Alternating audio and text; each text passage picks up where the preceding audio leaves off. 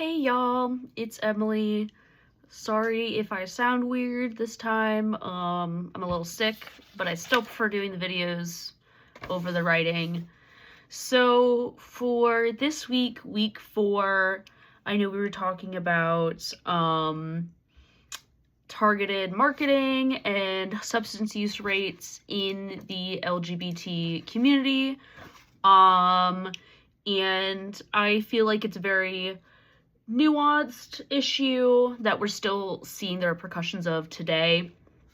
Like the Pride and Policy presentation was saying, targeted marketing did specifically affect the LGBT community, and, heightened levels of stress because of discriminatory practices led to the adoption of these substance use behaviors, and there's not a lot of brands that are loyal or cater to the LGBT community. They were talking about Absolute Vodka, which is a big one. A lot of LGBT people really like Subarus. I know, me and my partner have a Subaru.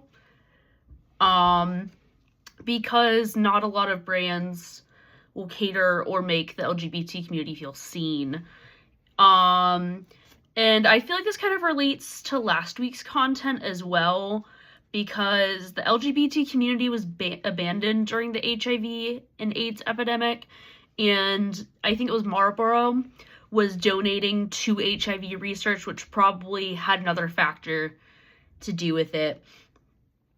And so the rates of tobacco and alcohol dependence and use for the LGBT community has been higher historically and still is at the moment. And it doesn't help that because gender and sexuality outside of the norm is considered a more adult thing. A lot of queer community spaces are centered around bars, clubs, alcohol, circuit parties, etc., etc.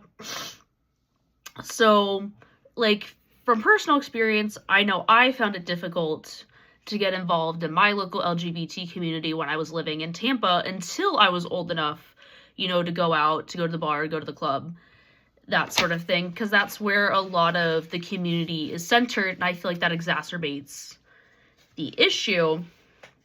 And this has trickled down. I've seen to a lot of DIY and punk subcultures, which I was very heavily involved in Tampa and up here in Philly. Unless you're not counting the straight edge subgenre, which isn't as popular in punk anymore as it used to be.